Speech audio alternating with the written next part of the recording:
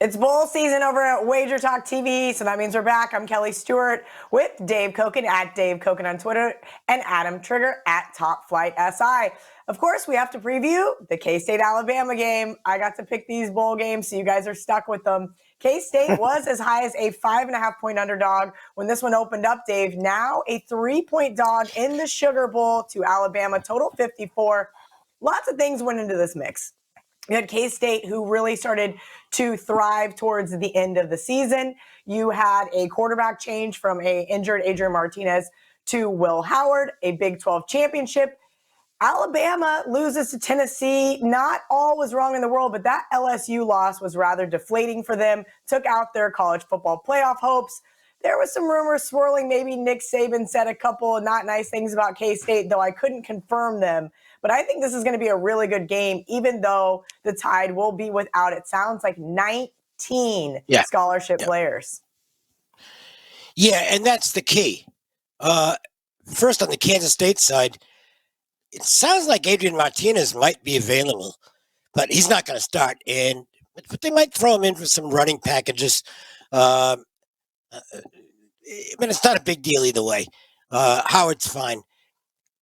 Alabama's got way more talent. But and this is the thing we've learned over the last few years in these postseason games, is that teams with multiple defections have a tendency not to perform very well. And the reason for that is kind of clear. It's a lot of turbulence. You lose the continuity, you lose the chemistry, you lose the focus.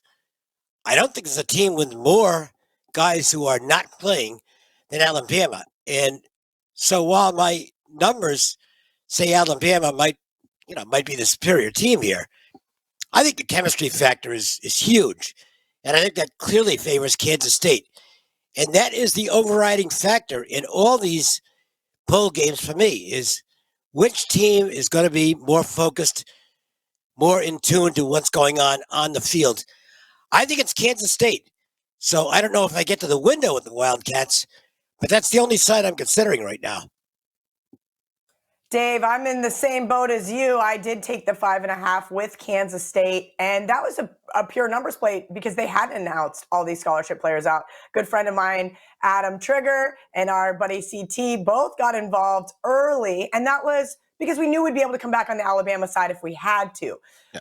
Trig, this one reminds me kind of the Texas Bowl last year, where LSU was without a head coach, without a quarterback. Now, obviously not as detrimental, and we didn't see the line move as significantly. But everybody keeps going, why aren't you going to the Sugar Bowl? And I said, I don't need to see this 2.0. And if we lose to an Alabama team, sans all these players, I'm not going to be very happy. End of the note, the season on a high note, if you will, with the Big 12 championship. Tell me why you played K-State plus 5.5, and at which number you would consider still playing them. You think they're worth a money line sprinkle? Yeah, Kel. So, yeah, I played him at 5.5. And listen, so full disclosure, I played them at 5.5. I did not sell this play because this moved so quickly that I didn't want to put a play up knowing that number was going to be gone. With that being said, I still would probably take 3 here. I mean, that's the only way I would bet it would be to take 3. And I'll go back to last year and use that Texas Bowl as an example, where I think Kansas State opened at a pick and went off as high as 10, 9.5 or 10. And the reason I want to bring that up is because we kind of saw this a lot last year, where it didn't really necessarily matter if you got the absolute best number in some of these plays that were opt-out driven.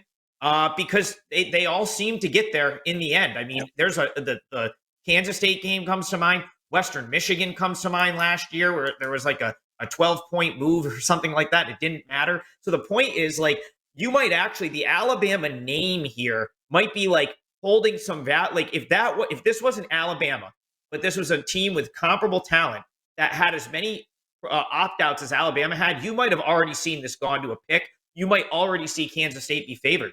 So the time we're talking about this +3, based on that and based on what we've seen last year and since, I guess we'll call it in the opt-out era, I still think Kansas State +3 is a very good bet. And I think that you might actually see this go off once the confirmations start coming in. You might even see this go off Kansas State +1, +2. You might continue to see it go down. So Kansas State +3, I still think is playable.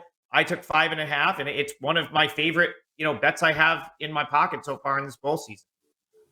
Yeah, Adam, you made some really good points. The opt-out era, I'm going to be stealing that one because that's exactly what we're seeing throughout all of these bowl games. Make sure you guys head over to wagertalk.com. You always want to get the best of the information as well as the best of the number. Bowl season kind of has a little asterisk there. I'd prefer to get the best of the information and maybe stay off a bet. Again, head over to wagertalk.com. Check out what Adam and Dave both have up for sale.